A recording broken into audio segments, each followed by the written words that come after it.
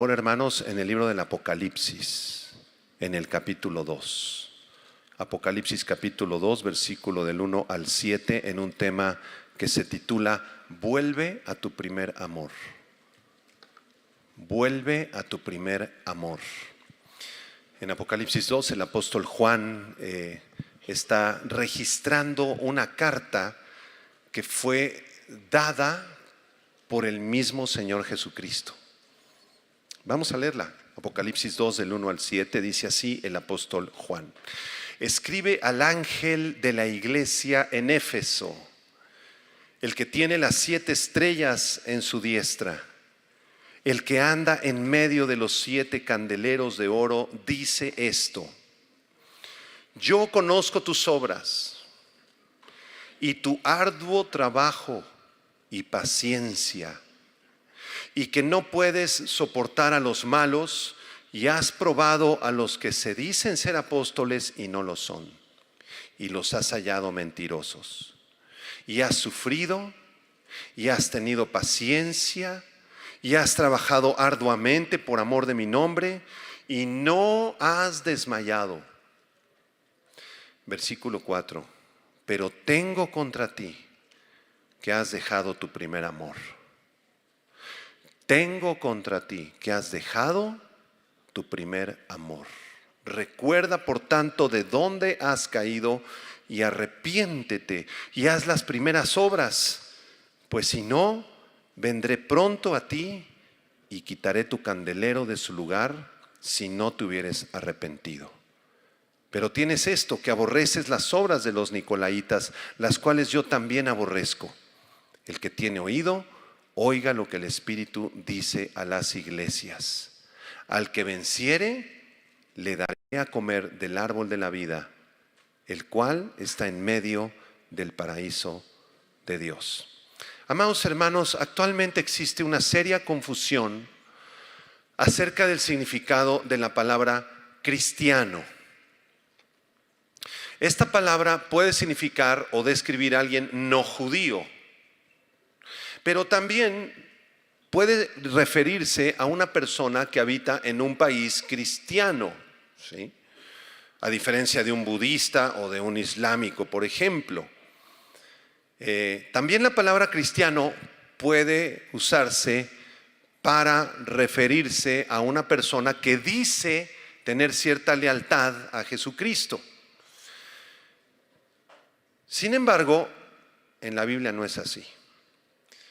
Aunque en nuestro idioma contemporáneo la palabra cristiano pueda resultar confusa, por ejemplo, un testigo de Jehová dice que es cristiano, un mormón asegura que cree en Cristo y que es cristiano, una persona islámica te va a decir que ellos creen en Jesús, ellos son hasta cierto punto cristianos. O cualquier persona que entrevistemos en la calle puede decir que es cristiano.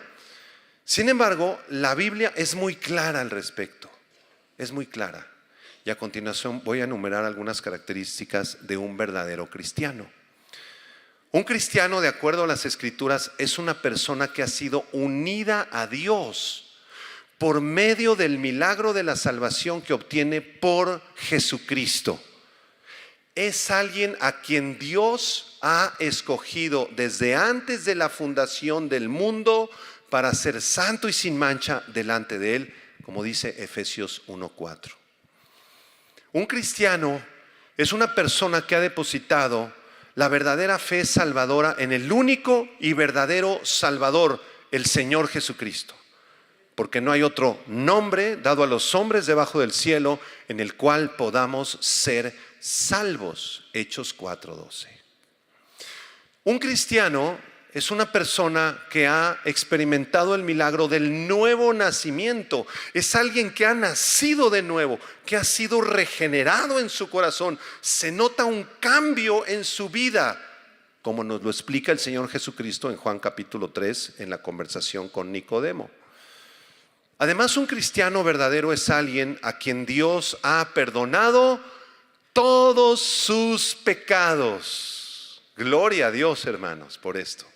Porque si confesamos nuestros pecados, Él es fiel y justo para perdonar nuestros pecados y limpiarnos de toda maldad. Primera de Juan 1:9. Un cristiano es una persona que cuando comete una falta, un error, un pecado, no puede aguantar mucho tiempo, sino que va a la presencia del Señor a confesar su pecado y a buscar misericordia. Un cristiano es alguien a quien Dios ha transformado en una nueva criatura, como dice Pablo en 2 Corintios 5:17, de manera que si alguno está en Cristo, nueva criatura es. Las cosas viejas ya pasaron y he aquí, todas son hechas nuevas. Un cristiano es una persona en quien mora el Espíritu Santo de Dios. Esto es algo maravilloso. El Espíritu Santo de Dios viene y hace morada dentro del cuerpo de un verdadero creyente. Ahora, por otra parte, un verdadero cristiano es alguien que comienza de inmediato, después de su conversión, a mostrar frutos como evidencia inequívoca de su salvación. Por ejemplo, uno de los frutos más visibles y evidentes de un creyente verdadero es que muestra un temor reverencial a Dios. Un verdadero cristiano se da cuenta de que Dios está ahí todo el tiempo y de que Él es responsable de sus acciones delante de Dios. Le da temor de Dios. Y cuando tiene una tentación se aleja, intenta a toda costa evitar el pecado para no ofender al Padre. Un cristiano verdadero tiene como su mayor objetivo en la vida ser un imitador de Dios y de su Hijo Jesucristo. Efesios 5, versículo 1, dice Pablo: sed pues imitadores de Dios como hijos amados.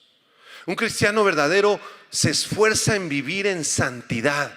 Quiere imitar a su Padre de la manera que su Padre es santo. Él también desea ser santo, como dice Hebreos 12, versículo 14: seguid la paz con todos y la santidad, sin la cual nadie verá al Señor.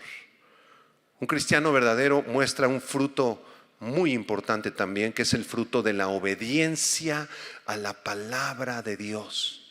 En el Evangelio de Juan, capítulo 14, verso 21, dice la Biblia: el que tiene mis mandamientos, son palabras de Jesucristo, el que tiene mis mandamientos y los guarda, es decir, el que los obedece, ese es el que me ama, y el que me ama será amado por mi Padre, y yo le amaré y me manifestaré a él. Un verdadero cristiano es una persona que se esfuerza en obedecer al Padre. ¿Saben por qué? Porque lo ama. ¿Por qué lo ama? Porque el Padre lo amó a él primero. Porque Él nos amó a nosotros primero. Y lo menos que podemos hacer nosotros es mostrar ese amor al Padre también. Y decirle: Señor, soy muy imperfecto, soy pecador, todavía sigo pecando, pero ayúdame a obedecer tus mandamientos. Aunque todas estas características que acabo de mencionar son ciertas y son fundamentales, hay una característica suprema que está por encima de todas estas, que es la marca verdadera de un creyente.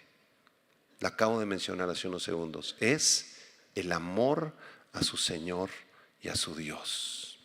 Cuando los fariseos le preguntaron a Jesús que dijera el más grande mandamiento, ¿recuerdan ese pasaje? Mateo 22, versículo 37 y 38. El Señor Jesucristo les dijo: el más grande mandamiento es: amarás al Señor tu Dios con todo tu corazón y con toda tu alma y con toda tu mente. Este es el primero y grande mandamiento. Así que en la vida de un verdadero creyente se nota el amor hacia Dios, el amor hacia el Señor Jesucristo. Y ese amor que le tienes al Padre y al Señor Jesucristo está por encima de cualquier otro amor que puedas tener en la vida. Por eso el Señor Jesús dijo en Mateo capítulo 10, verso 37, apúntalo: el que ama a padre o madre más que a mí, no es digno de mí. El que ama a hijo o hija más que a mí, no es digno de mí. Y el que no toma su cruz y sigue en pos de mí, no es digno de mí. La característica del amor cristiano se ve reflejada en la carta que encontramos en Apocalipsis capítulo 2 a la iglesia de Éfeso. Y a continuación vamos a estudiar algunas características de esta carta. Si me acompañan, Apocalipsis capítulo 2, versículo 1. En primer lugar, vamos a comprender quién es el escritor de esta carta. Apocalipsis 2, versículo 1, dice, escribe al ángel de la iglesia en Éfeso. Y a continuación dice, el que tiene las 7 estrellas a su diestra, el que anda en medio de los 7 candeleros de oro, dice esto. ¿Quién escribió la carta, hermanos? ¿Quién la escribió? Muy fácil, el que tiene las 7 estrellas en su diestra. Amén. ¿Quién la escribió, hermanos? El que anda en medio de los 7 candeleros. Ahí lo dice claramente. Amén. Pero ¿quién es este? Bueno, en Apocalipsis capítulo 1, verso 16 se nos dice quién es el que tiene las 7 estrellas a su diestra. Y es ni más ni menos que el Señor Jesucristo. El Señor Jesucristo es el que tiene las 7 estrellas a su diestra, las cuales representan los 7 ángeles de las 7 iglesias de Apocalipsis en el Asia Menor, actualmente en Turquía. Entonces, esto quiere decir que estos ángeles eran los pastores de las iglesias. No pueden ser seres angelicales, porque más adelante se les exhorta a que se arrepientan. Y los ángeles no tienen nada que arrepentirse, porque son santos. Entonces, el ángel de las iglesias se refiere principalmente a los pastores responsables de estas 7 iglesias. Y los 7 candeleros son las 7 iglesias. Y esto revela algo precioso. Esto quiere decir que el Señor Jesucristo tiene en su mano a los pastores de las iglesias. Que Él gobierna sobre su iglesia. El que gobierna una iglesia cristiana y bíblica no es ningún pastor. No es ningún ministro humano. El que debe gobernar, y de hecho gobierna en la iglesia cristiana bíblica, es el Señor Jesucristo. Por eso a Él debemos darle toda la gloria y la honra siempre. Y Él es el que se pasea en medio de los 7 candeleros que representan las 7 iglesias. Eso quiere decir que Él está al pendiente de la iglesia, y no solo de los pastores, sino también de cada una de las ovejas. Y esto nos enseña algo importante este día. Nos enseña que nuestros ojos deben de estar puestos en el Señor Jesucristo, no en ningún hombre. No pongas tus ojos en nosotros los pastores, porque somos seres humanos. Estamos expuestos a fallar y a pecar. Por favor, pon tus ojos en el Señor Jesucristo. En el versículo 1, en segundo lugar, vamos a hablar un poco de la iglesia. Dice, la iglesia en Éfeso. Esta carta fue escrita a la iglesia en Éfeso. ¿Quién fundó la iglesia de Éfeso, hermanos? ¿Quién la fundó? Bueno, desde luego, el Señor Jesucristo la respaldó. Pero Dios usó un hombre, una persona para fundar esta iglesia. Y el hombre que Dios usó para fundar esta iglesia de Éfeso fue ni más ni menos que el apóstol Pablo. En Hechos capítulo 18 se nos describe la fundación de la iglesia de Éfeso. En Hechos 18, Hechos 19, Hechos 20. Les voy a leer Hechos 18, versos 18 y 19. Dice, mas Pablo, habiéndose detenido aún muchos días allí, después se despidió de los hermanos y navegó a Siria, y con él Priscila y Aquila, habiéndose rapado la cabeza en Cencrea porque tenía hecho voto, y llegó a Éfeso y los dejó allí, y entrando en la sinagoga discutía con los judíos. ¿Quién fundó la iglesia de Éfeso? El apóstol Pablo, en este viaje misionero, en su tercer viaje misionero. Entonces él llegó, comenzó a predicar en las sinagogas, se empezaron a convertir algunos, y estuvo por ahí en Éfeso algún tiempo el apóstol Pablo. Y después de su partida, él dejó a una parejita de pastores. ¿A quién?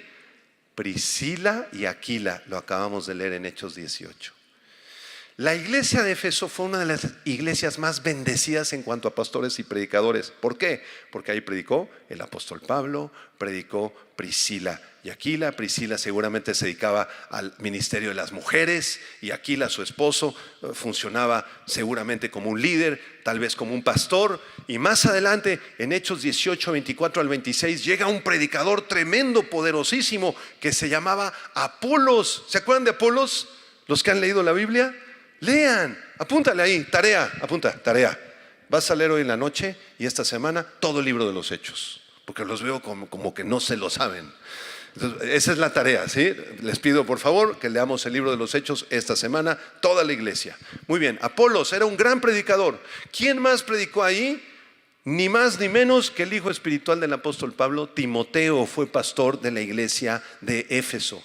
Y también habían un par de discípulos llamados Onesíforo y Tíquico. En 1 Timoteo 1, en 2 Timoteo capítulo 4 aparecen estos nombres.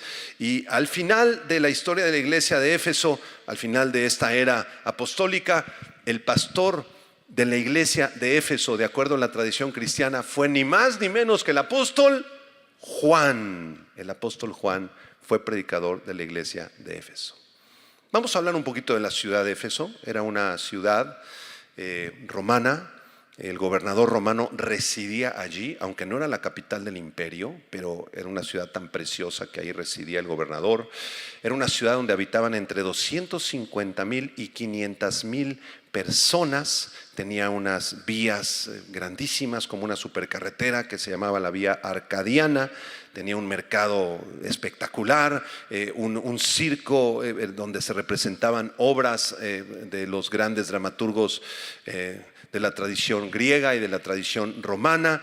Y en cuanto a la vida religiosa, en la ciudad de Éfeso había un templo muy grande que se llamaba el Templo de Artemisa o de Diana, que era una diosa, un monstruo espantoso en forma de mujer, lleno de pechos, porque era la diosa de la fertilidad, la diosa de la sexualidad, y había un templo gigantesco en donde ahí los banqueros y los comerciantes dejaban sus ahorros, y las sacerdotisas que trabajaban ahí eran poco más que prostitutas. Estaba llena de delincuentes, de músicos, de bailarines y de adoradores frenéticos. Este monstruo idolátrico horrible se llamaba Diana de los Efesios, y en el libro de los Hechos se describe la adoración que se hacían. Diana, se hacían diferentes idolitos, ¿se acuerdan? Los que han leído el libro de los Hechos. Entonces se vendían esos ídolos y era un desastre la religión de ese lugar. De hecho, todos los habitantes de Éfeso decían: ¡viva Diana de los Efesios!, y adoraban a esa mujer, a ese monstruo. Era un ídolo espantoso.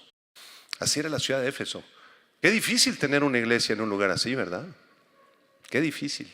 Y si usted lo mandaran de pastor o de predicador, ¿le gustaría irse a Éfeso en medio de la idolatría? Bueno, nuestro México no es muy diferente, ¿eh?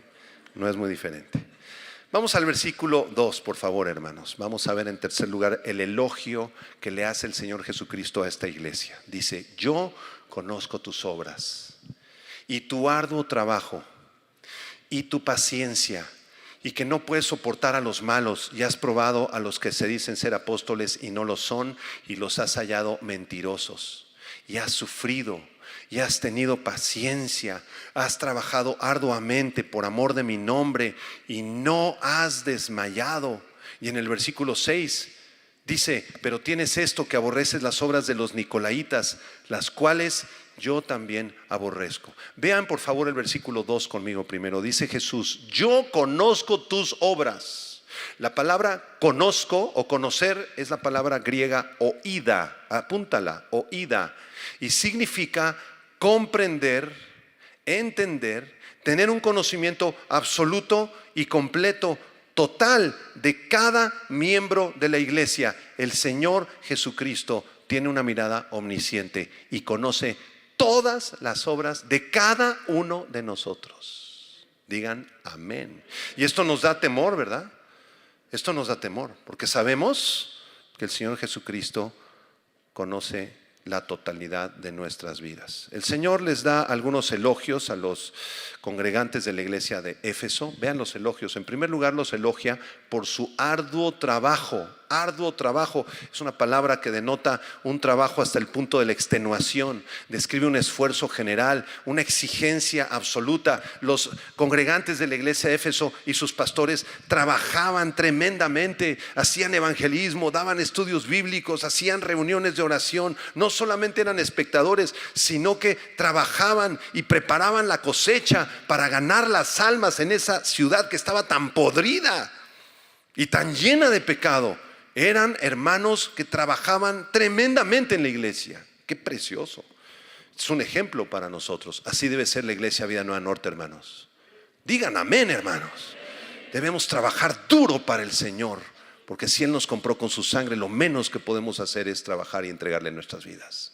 Segundo elogio, los elogia por su paciencia en el versículo 2, por su paciencia. Upomoné es la palabra griega que denota paciencia en medio de las circunstancias penosas, en medio de las pruebas, de las tragedias, de la presión del mundo y del diablo. La iglesia de Éfeso, los hermanos de Éfeso eran pacientes. Cuando venían pruebas, confiaban en el Señor y oraban juntos y abrían las escrituras. Era una iglesia paciente, una iglesia preciosa. El tercer elogio que les hace el Señor Jesucristo es que no podían soportar a los malos. Ahí en el versículo 2, los efesios mantenían una elevada y santa norma de conducta y no toleraban el pecado, ejerciendo disciplina en la iglesia cuando fuera necesario y aunque fuera muy doloroso, porque la palabra de Dios estaba por encima que cualquier persona. Entonces, en la iglesia de Éfeso, yo me imagino que los pastores le decían a los congregantes: hermanos, aquí no vamos a tolerar el chisme, hermanos. Aquí en esta iglesia les vamos a suplicar, por favor, por amor a Cristo, esfuércense en vivir en santa y piadosa manera de vivir. Esfuércense en agradar al Señor. El cuarto elogio que el Señor les da ahí en el versículo número 2 es que esta iglesia probaba a los que se decían ser apóstoles y no lo eran, y los habían hallado mentirosos. La iglesia de Éfeso tenía un discernimiento muy especial en aquellas personas que se involucraban en la iglesia y comenzaban a enseñar, pero traían falsas doctrinas o comenzaban a persuadir a las personas al pecado. El apóstol Pablo les advirtió a los pastores de la iglesia de Éfeso acerca de esto. Vamos a Hechos capítulo 20, por favor, acompáñenme. Hechos 20, versículo 28 al 31. Aquí el apóstol Pablo está despidiéndose. Fíjense bien, se está despidiendo de los pastores de la iglesia de Éfeso porque nunca más los va a volver a ver.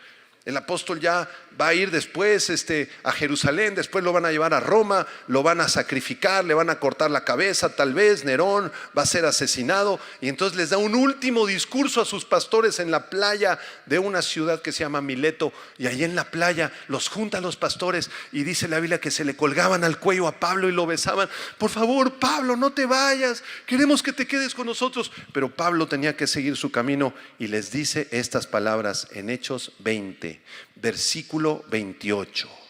Dice así: por tanto, mirad por vosotros y por todo el rebaño en que el Espíritu Santo os ha puesto por pastores o por obispos, para apacentar la iglesia del Señor, la cual Él ganó por su propia sangre. Pablo les dice a sus pastores: por favor, amen al rebaño, estén atentos con el rebaño, conozcan a las personas, involúcrense hasta donde sea posible con ellos, por amor de Cristo. Oren por ellos, escuchen sus problemas, aconséjeles, porque el Espíritu Santo los escogió a ustedes, pastores, para que sean obispos de ellos, para que apacienten la grey de Dios, para que les den el alimento fresco que es la palabra de Dios, para que prediquen y enseñen de la Biblia. Eso es un pastor en la Biblia. Y después se nos aclara al final del versículo 28 que quien compró la iglesia no fueron los pastores, fue el Señor Jesucristo con su propia sangre. Las ovejas no son de los pastores. Ustedes no nos pertenecen a nosotros, hermanos, para nada. Nosotros somos siervos de ustedes. Un pastor es un siervo de ustedes y es un siervo de Cristo y está para servir a la iglesia. Un pastor no se sirve de la iglesia, un pastor sirve a su iglesia, porque la iglesia fue comprada a precio de sangre, y la sangre preciosa de Jesucristo. Ustedes son ovejas del Señor Jesucristo. Gracias, Señor. Gracias por eso. Versículo 29. Dice Pablo, Hechos 20, 29, porque yo sé que después de mi partida, Pablo se iba a ir de la iglesia de Éfeso. Después de que yo me vaya, entrarán en medio de vosotros lobos rapaces que no perdonarán al rebaño. Y de vosotros mismos se levantarán hombres que hablen cosas perversas para arrastrar tras sí a los discípulos. Por tanto, velad, acordándoos que por 3 años de noche y de día no he cesado de amonestar con lágrimas a cada uno. La iglesia de Éfeso tenía un buen discernimiento en contra de los falsos maestros. El quinto elogio que el Señor les hace, regresando a Apocalipsis, es que era una iglesia sufrida. Los efesios habían enfrentado diferentes pruebas y sufrimientos por amor de Cristo. También los elogia allá en Apocalipsis capítulo 2 por haber tenido paciencia, haber trabajado arduamente por amor del nombre de Cristo y no haber desmayado. Los efesios tenían una íntima comunión con Dios y estaban firmes en la palabra de Dios. Y cuando venían las pruebas, las tormentas de la vida, las aflicciones, ellos tenían paciencia y resistían. También el Señor los elogia por aborrecer las obras de los nicolaítas, las cuales yo también aborrezco, dice ahí en Apocalipsis capítulo 2. Esto es una gran incógnita, no se sabe quiénes eran en realidad los nicolaítas, no sabemos qué tipo de personas eran, pero era un grupo que se había colado en la iglesia y estaba incitando a los hermanos a la inmoralidad sexual y a las falsas doctrinas. Entonces vemos a través de estos elogios que la iglesia de Éfeso era una excelente iglesia. Pablo hizo muy buen trabajo ahí, tenían buenos pastores, trabajaban arduamente, tenían paciencia, no podían soportar a los malos, probaban a los que decían ser apóstoles y no lo eran sufridos, identificaban a los nicolaítas. Era una iglesia de oración, era una iglesia preciosa. Así debe ser esta iglesia, hermanos. Vida Nueva Norte, así es esta congregación. ¿No es verdad, hermanos? Versículo 4. El Señor Jesucristo, después de todos estos elogios, les presenta un reproche muy importante. Dice el verso 4: pero tengo contra ti que has dejado tu primer amor.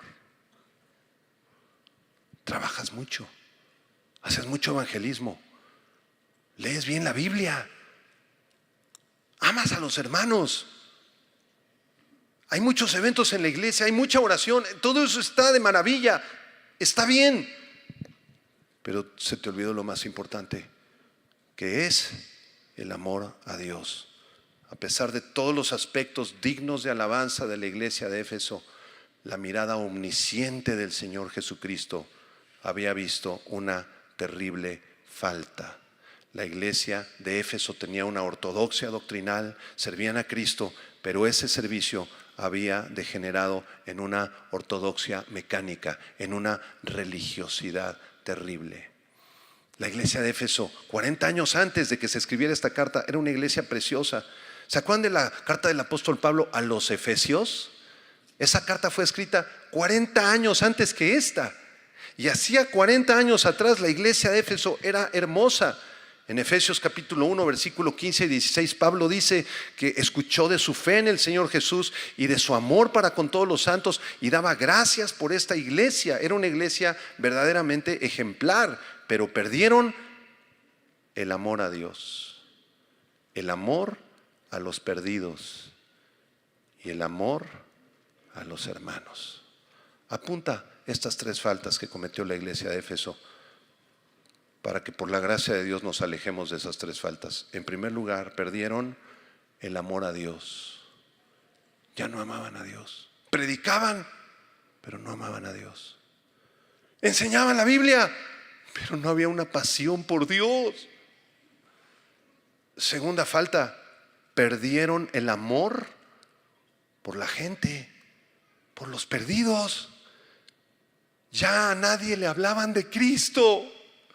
Ya no tenían una Biblia en el carro o en la maleta para hablar de Cristo a los demás, para anunciar el evangelio a los perdidos. Ya no les importaba a los perdidos. Un error grave. Y la tercera falta que cometieron es que ya no había amor entre ellos como hermanos. Ya no se interesaban el uno por el otro. Ya no se detenían después de las reuniones o de los estudios bíblicos a convivir, a platicar unos con otros, a conocerse un poquito. a saber cómo se podía servir uno al otro, a ver cómo se podían aconsejar, cómo se podían apoyar espiritual o hasta económicamente. Eso ya estaba borrado después de 40 años en la iglesia de Éfeso. Se les olvidó uno de los mandamientos más importantes en la Biblia, el amor a Dios y el amor a los hermanos, como dice segunda de Juan capítulo 1 verso 6. Búscalo en tu Biblia, porque los veo muy que no participan. Búscalo en tu Biblia. A ver, vamos a leerlo juntos. Segunda de Juan 1 versículo 6. ¿Qué dice el apóstol Juan? Segunda carta de Juan capítulo 1 verso 6. ¿Qué dice? Todos juntos. Y este es el amor, que andemos según sus mandamientos. Este es el mandamiento, que andéis en amor como vosotros habéis oído desde el principio. Dile al hermano que está junto a ti: hermano, te amo en Cristo y te perdono. Y también te pido perdón, también yo te he ofendido tal vez. Que así sea esta iglesia Vida Nueva en el norte.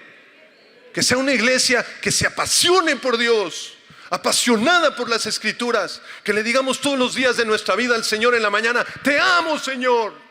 Te amo con todo mi corazón. No me permitas alejarme de ti, Señor. Amo tu palabra y la voy a escudriñar de día y de noche, porque te amo, Señor. Y amo a Jesucristo porque Él dio su vida por mí. Te amo, Señor Jesucristo. Te amo, Espíritu Santo. Derrama más y más de tu amor en mí. Como dice Romanos 8, el amor de Dios ha sido derramado en nuestros corazones. Y si el amor de Dios ha sido derramado en nuestros corazones, va a ser fácil amar a los hermanos, ¿no es cierto, hermanos?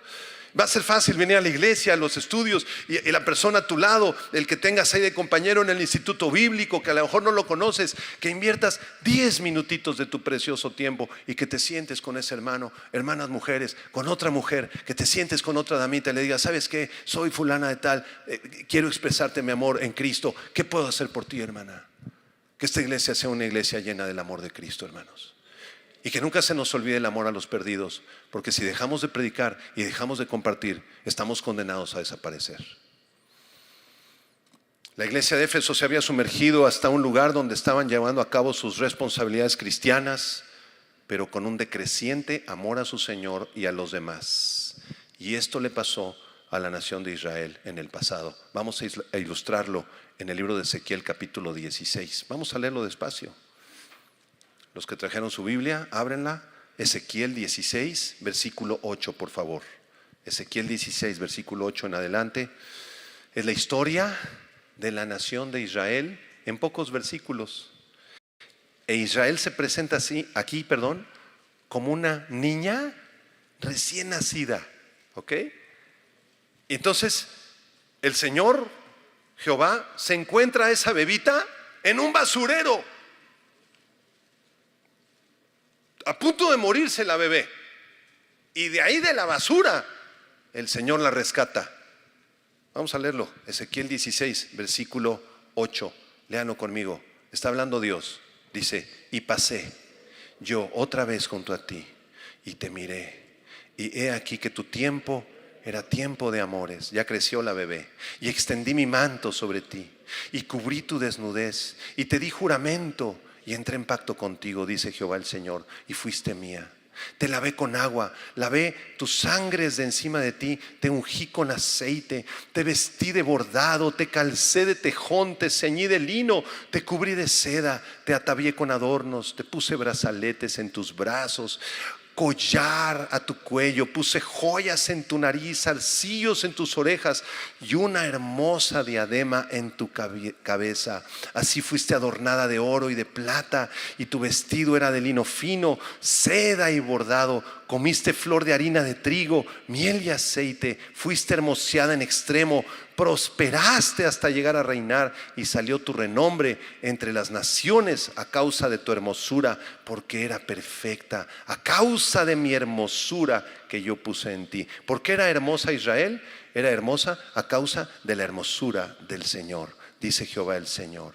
O sea, el Señor, si lees los versículos anteriores, saca a Israel de la basura y le quita la sangre porque está a punto de morir, y cuida a la bebita y le da alimento, y esa bebita crece, se convierte en una señorita, en una jovencita, y el Señor la viste así con un vestido hermoso, precioso, porque simbólicamente Israel es la esposa de Jehová. Está preparando el Señor la boda y la ve como la doncella más hermosa del mundo.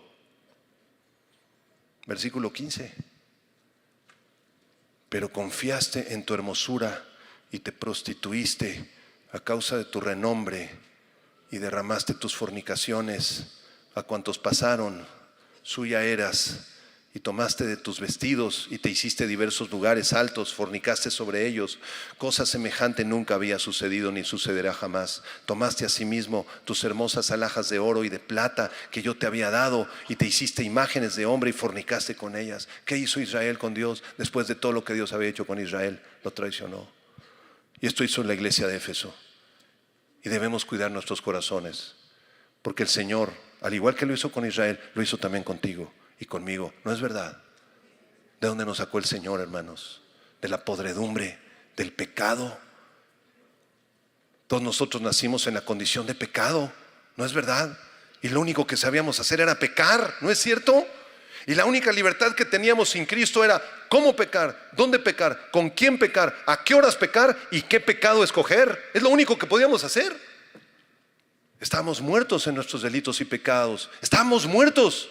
Y de esa podredumbre, de ahí nos rescató el Señor Jesucristo. Por eso, si tú te identificas con este pasaje, y tal vez esta iglesia se identifique con este pasaje de la iglesia de Éfeso, tal vez eres un cristiano y has avanzado con Cristo, y has caminado y conoces de la palabra, y vienes a la iglesia y lees tu Biblia, pero recuerda que si has perdido tu primer amor, no sirve de nada tus obras. Por eso el Señor nos exhorta fuertemente a nuestra iglesia en esta mañana y nos da un mandato en el versículo 5. Regresamos a Apocalipsis 2, versículo 5.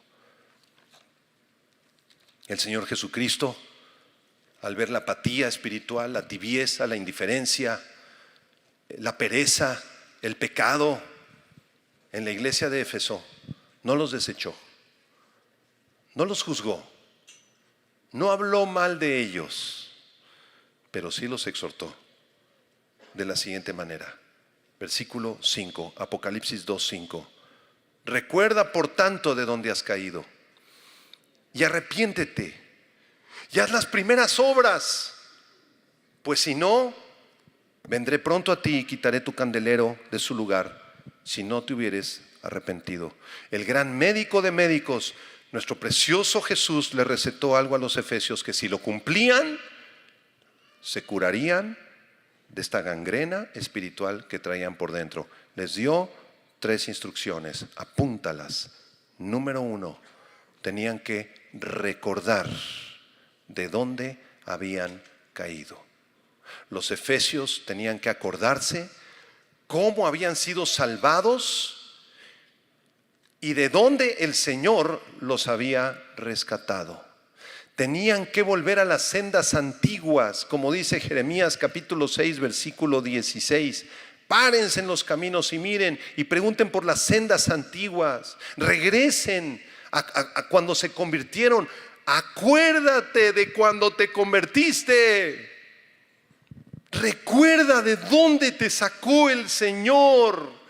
Vuélvete al Señor.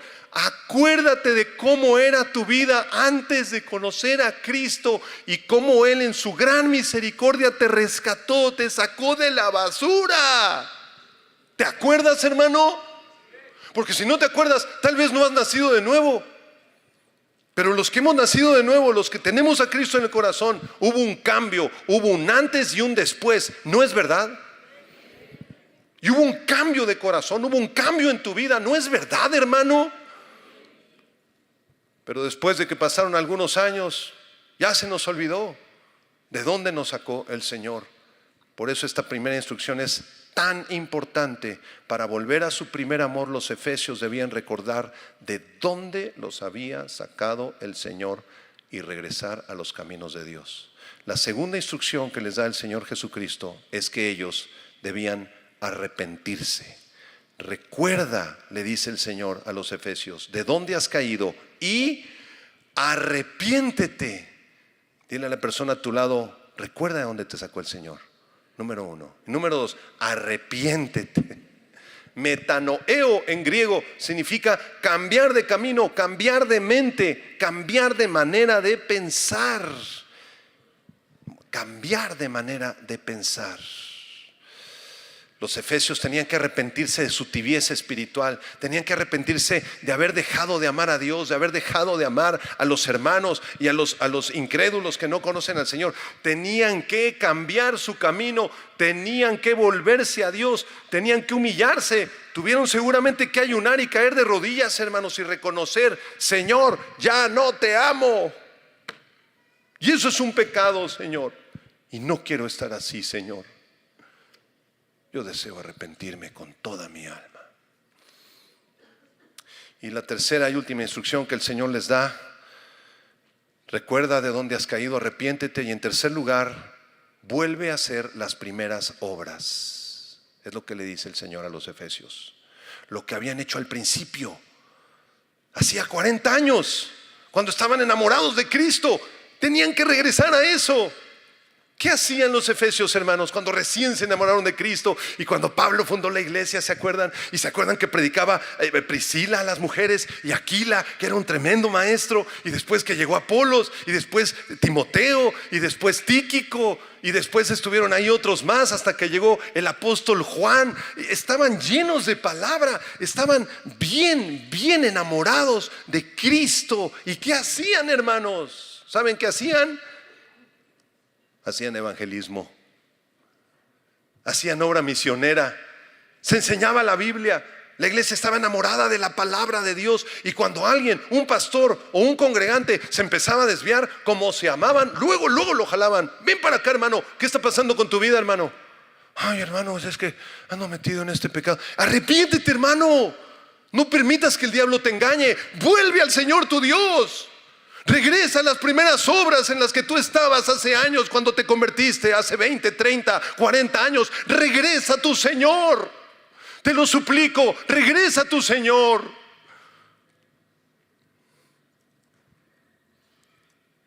Predicaban la palabra de Dios, oraban, hacían guerra espiritual, le enseñaban a los niños la palabra de Dios, ofrendaban todos. Era una iglesia hermosa.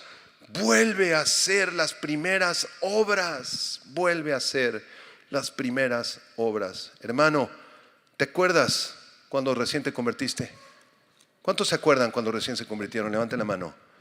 Ok, hace quizá un año, hace 20, hace 15. Yo no sé hace cuántos años te convertiste. ¿Puedes apuntar en tu cuaderno qué hacías, hermano? ¿Qué hacías cuando recién te convertiste? Bueno, haciendo un paréntesis de un par de minutos, cuando yo recién me convertí, el Señor me sacó de una podredumbre tremenda, hermanos. Terrible, terrible. Y cuando recién me convertí, el pastor con el que yo me convertí predicó un mensaje del hijo pródigo. Y yo estaba en la iglesia. ¿Y saben qué me pasó, hermanos? Estuve chillando como 4 meses. Llorando. Porque a pesar de haber conocido al Señor Jesucristo desde los 9 años, en la adolescencia, en la juventud, en la locura de la juventud, lo traicioné al Señor. Razón suficiente para terminar en el infierno. Y eso hubiera sido lo justo. Pero el Señor muestra su amor para con nosotros, en que siendo aún pecadores, Cristo murió por nosotros. Y allí estuve 4 meses, lloré, todos los servicios, el de la mañana, 2 servicios en la mañana, 1 servicio en la noche, el servicio del martes, el del jueves, el discipulado del domingo. Lloré. Y el pastor se me acercaba y me decía: ¿por qué lloras? No sé. Y me dice: yo sí sé, naciste de nuevo, así me dijo. Tu vida va a cambiar, César. Y empecé a hacer lo que para mí antes hubiera sido locuras. Empecé a cantar alabanzas en todos lados, en el supermercado, en los restaurantes, en el auto, en la iglesia, en la oficina. Empecé a hablar a todo el mundo de Cristo. Yo quería que todos conocieran de Cristo, que nadie se fuera al infierno. Me leí, quién sabe qué tanta cosa de la Biblia que ni entendía, hermano. Ezequiel, Apocalipsis, no entendía yo nada, pero ahí estaba porque tenía hambre de mi Dios, de mi Padre que me rescató. Tenemos que volver a las primeras obras, todos los que han nacido de nuevo. Y si no has nacido de nuevo, vamos a hacer una oración que Dios te conceda en su misericordia nacer de nuevo muy pronto, porque ya nos urge. Apocalipsis 2, verso 5. Recuerda por tanto de dónde has caído. Arrepiéntete y haz las primeras obras. Y si tú le dices al Señor, no quiero, no se me da la gana, voy a seguir en mi pecado, ya no me exhorten, ya no me molesten, dice el Señor, y si no quieres arrepentirte, vendré pronto a ti y quitaré tu candelero de su lugar, si no te hubieres arrepentido. Si no nos arrepentimos, vienen juicios, y el juicio será más grande para aquellos que conozcan más Biblia. Entonces, si tú decides no arrepentirte, te recomiendo que mejor ya no escuches Biblia. Ya escuchaste demasiado, ya escuchaste 20 años y sigues en tus pecados y en tu pornografía y en tus inmoralidades. ¿Sabes qué? Mejor oremos por ti, hermano. No sé si seas hermano en primer lugar, pero oremos que Dios toque tu corazón y que te arrepientas. Porque si no te arrepientes, vienen consecuencias. La consecuencia es que el Señor quitaría el candelero. ¿Cuál es el candelero? Como les dije en la introducción, ¿qué era el candelero? La iglesia. La iglesia sería borrada del mapa. Se acabaría la iglesia, todos morirían, muchos de ellos en sus pecados, habiéndose burlado de Cristo, irían al infierno, muchos de ellos seguramente. ¿Y qué pasó? La historia nos da testimonio. Si usted viaja el día de hoy a la ciudad de Éfeso y ve las ruinas de la ciudad de Éfeso, esa iglesia duró como hasta el año 400 y pico de la era cristiana y después desapareció y nadie sabe más de la iglesia de Éfeso. Y actualmente ahí en ese lugar no hay ninguna iglesia. Podemos saber que la mayoría de ellos no se arrepintieron. Versículos 6 y 7 para terminar. Tienes esto, que aborreces las obras de los nicolaítas, ya lo vimos. Verso 7, el que tiene oído, ¿qué dice? Oiga lo que el Espíritu dice a las iglesias. Al que venciere, le daré a comer del árbol de la vida, el cual está en medio del paraíso de Dios. ¿Tenemos oído para escuchar, hermanos? Vida nueva, ¿tienes oído para escuchar? Gloria a Dios. Si amas al Señor con todo tu corazón y vuelves a las primeras obras y te arrepientes, el Señor dice de ti que eres un vencedor. Y nuestra victoria no es por nuestros méritos propios, es por los méritos de Cristo Jesús. ¿Quién es el que vence al mundo sino el que cree que Jesús es el Hijo de Dios? Oremos. Señor, gracias te damos por tu palabra, porque tu palabra es como una espada de dos filos que penetra en nuestro ser, Señor, y separa el alma del espíritu y las coyunturas de los tuétanos, Señor, y discierne las intenciones y los pensamientos de nuestro corazón. Señor, muchos de nosotros esta mañana reconocemos que aunque hemos participado de tu obra y hemos asistido a la iglesia y tal vez hemos servido hasta en un ministerio, reconocemos que nos hemos enfriado en nuestro amor a ti. Como iglesia lo reconocemos, Señor, y queremos pedirte perdón. Levanta tus manos, hermano, y ora y dile: Señor, quiero volver a mi primer amor. No quiero apartarme de ti, Señor Jesús, ni un momento, porque apartado de ti nada podré hacer. Enséñame a recordar de dónde me rescataste, para darte toda la gloria a ti, Señor.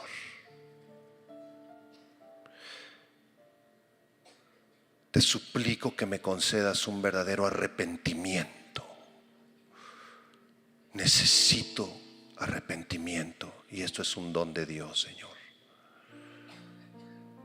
Ayúdame a volver a las primeras obras y no importa el tiempo que yo tenga de cristiano en la iglesia, si es 1 año, si son 10 años, si son 40 años, quiero amarte así como te amé desde el momento que me salvaste. No quites el candelero de este lugar, Señor. Ten misericordia de nuestra congregación. Ten misericordia de todos nosotros, pastores y ovejas, y llévanos por el verdadero camino del arrepentimiento, Señor. Te ofrecemos nuestras vidas, Señor Jesucristo. Aviva nuestros corazones y concédenos servirte todos los días de nuestras vidas. Así, con tus ojos cerrados, nadie abra los ojos. Si hay alguien aquí que no ha nacido de nuevo, que no hay un antes y después en tu vida, que tú no logras observar un cambio radical en tu vida, te suplico que te entregues al Señor, que te arrepientas y le supliques a Él con toda tu alma que te salve de su propia ira y del infierno, y que te concede el milagro de nacer otra vez. Dile estas palabras, si ese es tu caso, dile con todo tu corazón: Señor Jesús, yo no te conozco, no hay un antes y un después en mi vida. Yo no he nacido de nuevo, Señor, pero te suplico con humildad, con un corazón quebrantado, que me salves, que me restaures, que me concedas el milagro del perdón de pecados y de la vida eterna. Te abro mi corazón como Salvador. Sálvame, Jesús. Pero también te abro mi corazón como Señor. Me someto a tu señorío, a tus mandatos y a tu palabra, Señor. Yo creo que moriste por mí en esa cruz, que resucitaste de los muertos, y confieso con mi boca que tú eres el Señor Jesucristo. Gracias te doy por escuchar mi oración. Me arrepiento de mi pecado y te entrego mi vida. En tu nombre precioso, Señor Jesucristo, te lo pido, y todos podemos decir amén, amén, amén. Gloria a Dios. Vuelve a tu primer amor. Vuelve a tu primer amor, iglesia. Iglesia Vida Nueva Norte. Vuelve a tu primer amor. Vuelve a tu primer amor. Si alguna persona hizo la última oración, entregándole su corazón a Cristo y suplicándole que te concediera el milagro del nuevo nacimiento, te voy a suplicar desde tu lugar que levantes tu mano. Con valor, por favor, levanta tu mano. Dios te bendiga, damita, señorita. Dios te bendiga, bienvenida. Alguien más, por favor. Allá atrás alguien levantó su mano. Dios te bendiga. De este lado, otra persona, un joven, un jovencito. Dios te bendiga, caballero. Gloria a Dios por tu vida. El Señor va a levantar una generación preciosa de jóvenes y jovencitas en esta iglesia, que serán los futuros líderes de esta congregación en unos años. Alguien más que diga: sí, yo quiero acercarme a Cristo. Alguien más que no levantó su mano. Dios te bendiga, señorita. Dios te bendiga. Que el Señor te toque con su Espíritu Santo y te conceda el milagro del nuevo nacimiento muy pronto, muy pronto. ¿Alguien más allá atrás? ¿Alguien más de este lado? Gloria a Dios. Quiero aclarar que por el hecho de levantar la mano nadie se salva. En la Biblia no hay un solo versículo que diga: levantarás la mano y serás salvo. No. Te pondrás de pie y te salvarás. No existe ese versículo. La salvación no depende de levantar la mano o de hacer una oración. La salvación depende de la gracia de Dios y de su Espíritu Santo. Pero es un buen ejercicio acercarnos a Él.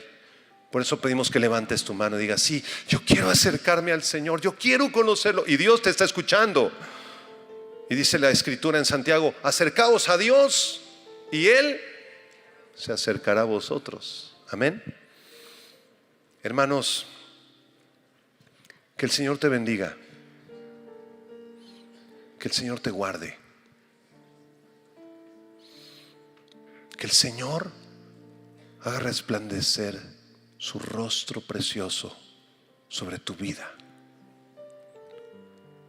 que el Señor, el Dios de Abraham, de Isaac y de Jacob, alce sobre ti su rostro y ponga en ti shalom, de su paz. Que el Señor guarde tu vida del mal, que el Señor guarde tu trabajo, tus propiedades, tu familia, que toda tu familia tenga una oportunidad de arrepentirse y conocer a Jesucristo. El Señor te llene con su Espíritu Santo y vuelvas a tu primer amor.